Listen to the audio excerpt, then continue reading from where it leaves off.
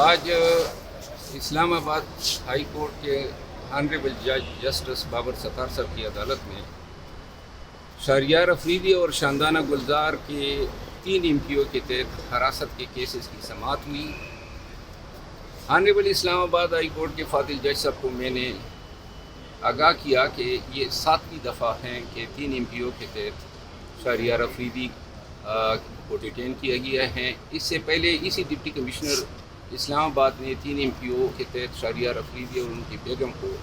حراست میں لیا تھا۔ اس آرڈر کو عدالت عالیہ اسلام آباد کے فاضل جج ارباب محمد طاہر صاحب نے اللیگل اور وائڈ ڈکلیئر کیا، آربیٹری ڈکلیئر کیا تھا اور اس ڈی سی کی اس کنڈکٹ کو ڈپریکیٹ بھی کیا تھا، عدالت میں طلب کر کے ان کی سرزنش کی تھی۔ اس کے بعد شہریار افریدی کو 3 دفعہ ڈی سی راولپنڈی نے،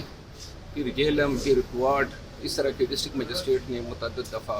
3 امپیوں کے تحت آرڈر کیا اور آخر Punjab high court Rawalpindi bench کے جج صاحب انوار الحق پنو صاحب نے یہ حکم کیا کہ پنجاب بھر کے صوبے میں شہریار افریدی کو عدالت کی اجازت کے بغیر گرفتار نہیں کیا جائے گا 3 امپیوں میں۔ اس کے خلاف متعدد FIR بھی ہوئی، ان تمام کیسز میں ان کی بیلی ہوئی۔ آج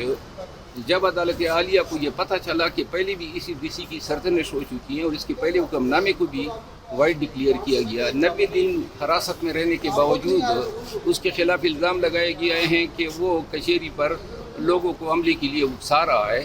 جس پہ وکیل سرکار کوئی تسلی بخش جواب نہیں دے سکے۔ عدالت نے ڈی سی اسلام آباد کی اس کنڈکٹ اور پولیس کے ان افسران کا جنہوں نے انفارمیشن فرنش کی تھی، جن کی بنیاد پہ یہ آرڈر ہوا تھا، ان کو ہمراہ چیف کمشنر اسلام آباد اور IG اسلام آباد کل ہائی کورٹ میں طلب کیا ہے۔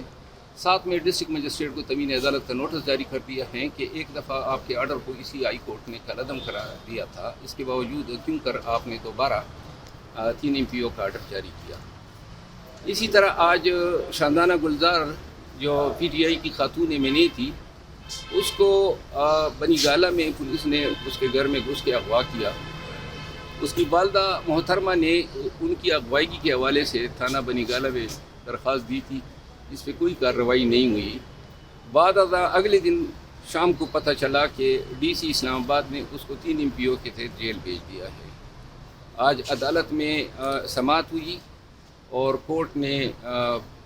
دستاویزات وکیل سرکار کی طرف سے پیش کی گئی رپورٹ کا ملاحظہ کرنے کے بعد